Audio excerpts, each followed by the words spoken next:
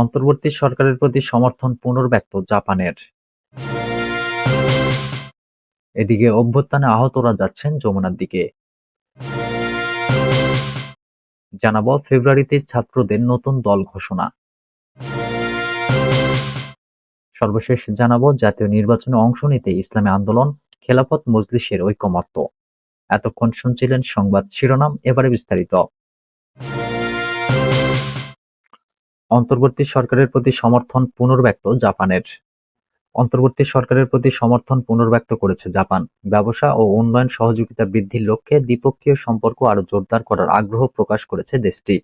রাজধানীর রাষ্ট্রীয় অতিথি ভবন যমুনায় জাপানের পররাষ্ট্র বিষয়ক সংসদীয় উপমন্ত্রী ইকুইনা আকিকো প্রধান উপদেষ্টা অধ্যাপক ডক্টর মোহাম্মদ ইউনূসের সাথে সাক্ষাতে একথা জানান।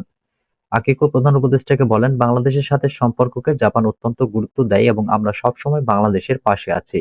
আমার এই সফরের উদ্দেশ্য বাংলাদেশকে সমর্থন দেওয়ার ক্ষেত্রে আমাদের অঙ্গীকার পুনর্ব্যক্ত করা এবং দ্বিপক্ষীয় সম্পর্ক আরও সুদৃঢ় করা। প্রধান উপদেষ্টা জাপানকে অত্যন্ত ঘনিষ্ঠ মিত্র ও সহায়ক বন্ধু আখ্যা দিয়ে বলেন, এই ঐতিহাসিক সময়ে দুই দেশের মধ্যে শক্তিশালী সহযোগিতা অপরিহার্য। তিনি বলেন, এখন আমরা এক নতুন বাংলাদেশে আছি, তাই আমাদের সম্পর্কের দৃষ্টিকোণ থেকে এটি অত্যন্ত গুরুত্বপূর্ণ সময়। উল্লেখ্য, জাপান বাংলাদেশের একক বৃহত্তম দ্বিপক্ষীয় উন্নয়ন অংশীদার। দেশটি অনেক বছর ধরে বাংলাদেশের সামাজিক ও অর্থনৈতিক অগ্রগতিতে ধারাবাহিক এবং উদার সহযোগিতা প্রদান করে আসছে। বর্তমানে দুদেশের দ্বিপক্ষীয় বাণিজ্যের পরিমাণ প্রায় $4 বিলিয়ন। জাপান বাংলাদেশের শীর্ষ 5টি রপ্তানির গন্তব্যের একটি। বর্তমানে বাংলাদেশে 350টিরও বেশি জাপানি কোম্পানি কার্যক্রম পরিচালনা করছে। জাপানের উপমন্ত্রী অন্তর্বর্তী সরকারের চলমান সংস্কার কর্মসূচি এবং পরবর্তী সাধারণ নির্বাচনের বিষয়ে খোঁজখবর নেন। আগামী 29 থেকে 30 মে টোকিওতে অনুষ্ঠিতব্য নিক্কেই 30তম ফিউচার অব এশিয়া ইভেন্টে যোগ দিতে প্রধান উপদেষ্টাকে আমন্ত্রণ জানান ইকুইনা আকিকো। 2004 সালের নিক্কেই এশিয়া পুরস্কার বিজয়ী অধ্যাপক ইউনূসকে তিনি ওসাকা এক্সপো 2025-এ যোগদানের আমন্ত্রণও জানান। এই এক্সপোর আয়োজকরা 11 মে বাংলাদেশ দিবস পালন এবং জাপানের উপমন্ত্রী বলেন, সেখানে প্রধান উপদেষ্টার উপস্থিতি সকলের জন্য উৎসাহব্যঞ্জক হতে পারে। অভ্যুত্থানে আহতরা যাচ্ছেন যমুনার দিকে।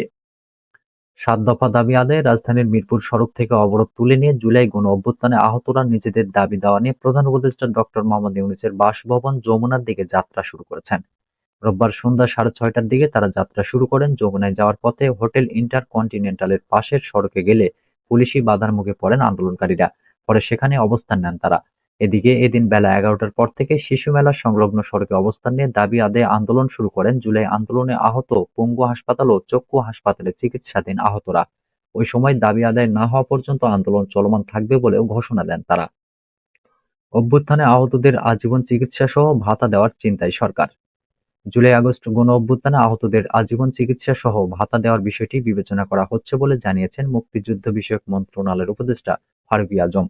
উপদেষ্টা ফারুকী আজম বলেন, গণঅভ্যুত্থানে যারা আহত ও নিহত হয়েছেন তাদের পরিবারের প্রতি অন্তর্বর্তী সরকার অতি বেশি সহানুভূতিপ্রবণ। তাদের বিষয়টিতে গুরুত্ব দিয়ে কাজ করছে সরকার। তিনি বলেন, শহীদদের ব্যাপারেও সরকার অতি দ্রুত কার্যক্রম গ্রহণ করেছে। তাদের তালিকা প্রণয়ন করা হয়েছে এবং সেটা গেজেট আকারে প্রকাশ করা হয়েছে। আহতদের ব্যাপারে ক্যাটাগরি অনুযায়ী তালিকা হচ্ছে। এই সপ্তাহের মধ্যে সেই তালিকা সম্পন্ন করতে পারব। এই সপ্তাহের মধ্যে জুলাই গণঅভ্যুত্থান অধিদপ্তর গঠন হচ্ছে, জানিয়ে উপদেষ্টা বলেন, অধিদপ্তরের অধীনে একটা নীতিমালা হচ্ছে। এই নীতিমালার অধীনে হতাহতদের যাবতীয় সহায়তা দেবে সরকার। সরকারি কাজগুলো যতটা দ্রুততার সাথে সম্ভব সম্পন্ন করার উদ্যোগ গ্রহণ করেছে। তিনি বলেন, আমরা মনে করি তাদের এই ত্যাগ ইতিহাসে অমোচনীয় এবং এই গৌরব জাতি সমভাবে তাদের সাথে ধারণ করে। তাদের আত্মত্যাগের গৌরব আমরা অমলিন করে রাখতে চাই। এটা যেন অনাগতকালেও মানুষকে অনুপ্রাণিত করে। চলতি অর্থবছরে নিহতদের পরিবারকে এককালীন 10 লাখ টাকার সঞ্চয়পত্র কিনে দেওয়া হবে এবং আহতদের বিভিন্ন ক্যাটাগরিতে সহায়তা দেওয়া হবে। আহত নিহতদের সহায়তায় চলতি অর্থবছরে 232 কোটি টাকা বরাদ্দ দেওয়া হয়েছে বলেও জানিয়েছেন ফারুকী আজম।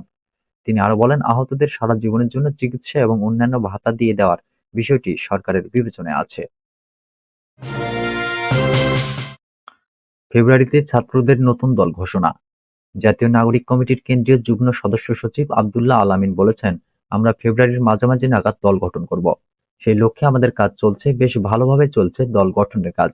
তিনি বলেছেন, ইতিমধ্যে আন্দোলনের অংশীজন ছাত্র জনতার সাথে আলোচনা চলছে। অতি দ্রুতই রাজনৈতিক দলের ঘোষণা আসবে এবং ফেব্রুয়ারির মধ্যেই নতুন দল গঠিত হবে।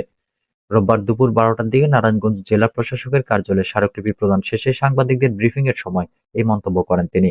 এর আগে সকালে নারায়ণগঞ্জ শহরের কেন্দ্রীয় শহীদ মিনার থেকে পদযাত্রা করে জেলা প্রশাসকের কার্যালয়ে আসেন জাতীয় নাগরিক কমিটির নেতাকর্মীরা। আব্দুল্লাহ আলামিন বলেন, আমরা ৮টা টপিকে জেলা প্রশাসক বরাবর স্মারকলিপি প্রদান করেছি। নারায়ণগঞ্জ শহরে আইনশৃঙ্খলার অবনতি হচ্ছে, চাঁদাবাজি, ছিনতাই, যানজট বাড়ছে, এই টপিকে আলোচনা করেছি। এছাড়া শহীদ পরিবারগুলো মামলাজনিত হয়রানির শিকার হচ্ছে, এ বিষয়ে জেলা প্রশাসক যেন ব্যবস্থা নেন। একই সাথে নারায়ণগঞ্জ যেহেতু আন্দোলনের অন্যতম কেন্দ্র ছিল, তাই শহীদদের স্মরণে এখানে স্মৃতিস্তম্ভ নির্মাণের দাবি জানানো হয়েছে। খুনিদের গ্রেপ্তারের প্রসঙ্গে তিনি বলেন, ছাত্র জনতার উপর গুলি চালানো সন্ত্রাসীদের গ্রেপ্তারের দাবি জানানো হয়েছে জেলা প্রশাসককে। যাদের আত্মত্যাগের বিনিময়ে আমরা নতুন বাংলাদেশ পেয়েছি, তাদের রুহ শান্তি পাবে না যদি ফ্যাসিবাদী শক্তি ও দোসরদের শাস্তি না হয়। এ সময় অন্যান্যের মধ্যে উপস্থিত ছিলেন জাতীয় নাগরিক কমিটির কেন্দ্রীয় সদস্য শওকত আলী, তুহিন মাহমুদ, তামিম আহমেদ, নারায়ণগঞ্জ প্রতিনিধি আহমেদুর রহমান তনু, সোহেল খান সিদ্দিক, জুবাইর হোসেন, ফজলে রাব্বি, রনি খন্দকার ও রাকিব প্রমুখ। জাতীয় নির্বাচনে অংশ নিতে ইসলামী আন্দোলন, খেলাফত মজলিসের ঐকমত্য। আগামী জাতীয় নির্বাচনে ইসলামিক ও দেশপ্রেমিক দলসমূহের ঐক্যবদ্ধ প্ল্যাটফর্ম তৈরি করে জাতীয় নির্বাচনে অংশগ্রহণের জন্য নিজ নিজ অবস্থান থেকে কাজ করতে ঐকমত্য পোষণ করেছে ইসলামী আন্দোলন বাংলাদেশ ও বাংলাদেশ খেলাফত মজলিস। রোববার রাতে ইসলামী আন্দোলন বাংলাদেশের কেন্দ্রীয় কার্যালয়ে আগামী নির্বাচনে ইসলামী দলের একটি বাক্স করার বিষয়ে দুই দলের মধ্যে আজকে যৌথ মতবিনিময় সভা অনুষ্ঠিত হয়। এতে সভাপতিত্ব করেন দলের সিনিয়র প্রেসিডিয়াম সদস্য অধ্যক্ষ মাওলানা সৈয়দ মোহাম্মদ মোসাদ্দেক বিল্লাহ আল মাদানী। সভায় আগামী জাতীয় সংসদ নির্বাচনে একটি আসনে ইসলামী দলসমূহের একজন প্রার্থী করার বিষয়ে ইসলামী আন্দোলন বাংলাদেশ ও বাংলাদেশ খেলাফত মজলিস নেতার যৌথ মতবিনিময় হয়। বাংলাদেশ খেলাফত মজলিসের মহাসচিব মাওলানা জালাল উদ্দিনের সঙ্গে উপস্থিত ছিলেন যুগ্ম মহাসচিব মাওলানা আতাউল আমিন, মুফতি শরাফুদ্দিন, মাওলানা তফাজ্জল হোসেন মিয়াজি, মাওলানা ফয়সাল আহমদ ও মাওলানা আবুল হাসনাত জালালী। ইসলামী আন্দোলন বাংলাদেশের পক্ষে বৈঠকে উপস্থিত ছিলেন প্রেসিডিয়াম সদস্য অধ্যাপক আশরাফ আলী আকন, যুগ্ম মহাসচিব অধ্যক্ষ হাফেজ মাওলানা শেখ ফজলে বারী মাসুদ, সহকারী মহাসচিব মাওলানা আহমদ আব্দুল কাইয়ুম ও কে এম আতিকুর রহমান। সভায় উভয় দলের নেতারা আগামী জাতীয় নির্বাচনে ইসলামিক ও দেশপ্রেমিক দলসমূহের ঐক্যবদ্ধ প্ল্যাটফর্ম তৈরি করে জাতীয় নির্বাচনে অংশগ্রহণের জন্য নিজ নিজ অবস্থান থেকে কাজ করতে ঐকমত্য পোষণ করেন।